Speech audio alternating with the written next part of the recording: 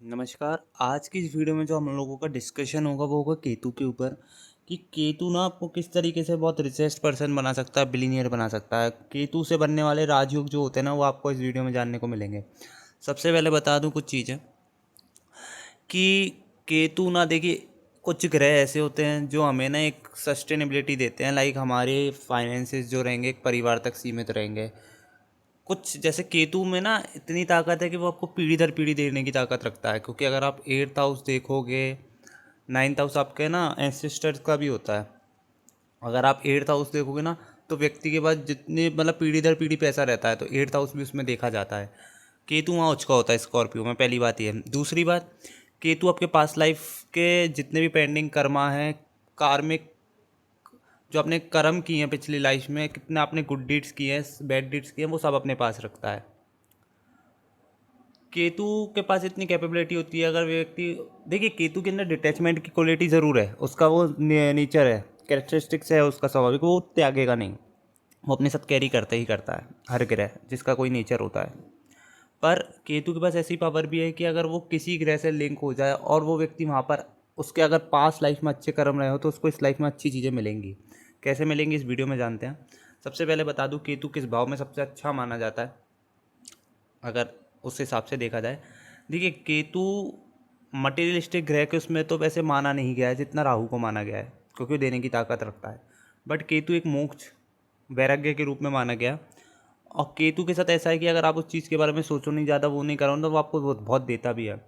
जैसे Ketu 12th house में सबसे अच्छा माना जाता है क्योंकि वो मोक्ष को प्राप्त कराता है। ठीक है, अब केतु 2nd हाउस में टॉरस में और मिथुन में जेमिनी में देखोगे तो वहाँ नीच का माना जाता है।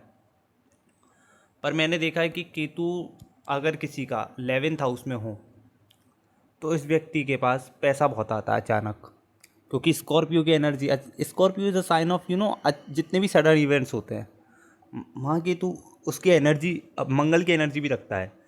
तो जहाँ केतु होगा वहाँ पर ना चीज़ें ख़राब भी होती हैं, लड़ाई झगड़े वहाँ होते हैं, कुछ ना कुछ प्रॉब्लम्स आएंगी आपको अचानक।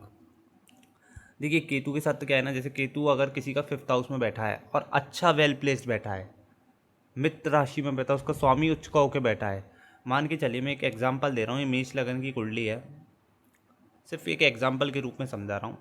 केतु किसी का लियो में बैठा है 5th हाउस में, अगर इसका लॉर्ड, इसका 5th लॉर्ड जैसे कि सन बना, वो अपने एक्सॉल्टेशन में 1st हाउस में आके बैठ जाए, तो ये कहीं ना कहीं ये शो कर रहा है कि इस व्यक्ति ने कुछ ना कुछ पास्ट लाइफ में बहुत अच्छे कर्म किए थे, जिसके कारण जब भी सन के अंदर महादशा के अंदर या केतु की महादशा के अंदर सन का अंतर आएगा, ये व्यक्ति को नाम ख्याति पैसा सब कुछ मिलेगा, क्योंकि वो उसका लॉर्ड तो एक्सल्टेशन में चलेगा, वहाँ केतु 5th हाउस में बैठ गया है।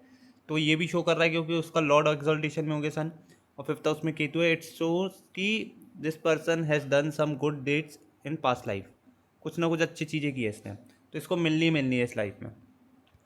केतु 9th हाउस वाले को भी भाग्य कई बार साथ नहीं देता, पर यह व्यक्ति को अचानक ऐसा कई बार राइज मिलता है कि ये व्यक्ति पूरी पीढ़ी दर पीढ़ी इसको चीज़ें मिल सकती हैं। मैंने प्रैक्टिकली देखे हैं तभी बता रहा हूँ। केतु 10th हाउस में जॉब छुड़वा देगा, ये चीज़ें करता है, बिल्कुल है।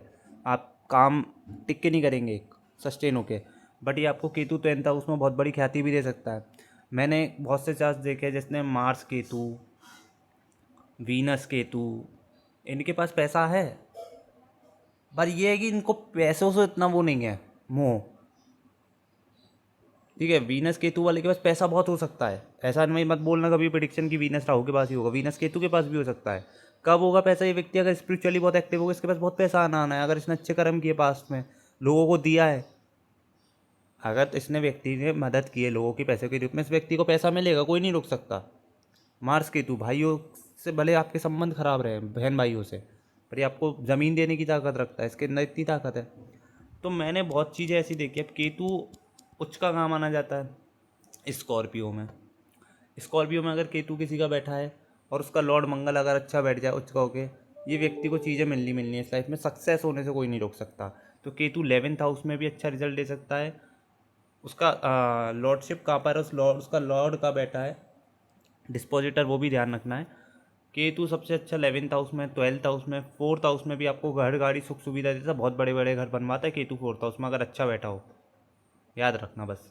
केतु 2nd हाउस में भी पैसा देता है, पर पैसा देखिए पैसा हो और पैसों को आप मेंटेन ना कर पाएँ, वो एक बहुत बड़ी बैड लक हो सकता है कि आपके पास पैसा बहुत कुछ है, आपके पास है, पर आप उससे सही तरीके से यूज़ नहीं कर पा रहे। Utilization is a very important thing. अगर आप उसको सही तरीके से यूटिलाइज नहीं कर पा रहे हो अपनी लाइफ में, तो वो पैसे का कोई मतलब नहीं है। पैसा होता है तो व्यक्ति को सही तरीके से यूज़ करना चाहिए ना। सेकेंड हाउस में केतु है। देखिए केतु के साथ एक और चीज़ है कि केतु अगर आपको एक चीज़ दे देगा, वहाँ एक चीज़ खराब भी कर देगा। याद रखना, केतु फोर्थ हाउस में हो सकता है घर गाड़ी दे दे, पर माता से आपको दूर कर दे, माता से मदर की हेल्थ खराब कर दे। 11th हाउस में केतु है, लोगों से रिश्ते तोड़वा दे, आपकी इनकम बंद करवा दे, या सॉरी इनकम आपको दे दे पर आपके लोगों से, ग्रुप सर्कल से कटवा दे। सेकेंड हाउस में परिवार से अलग कर दे पर पैसा दे दे।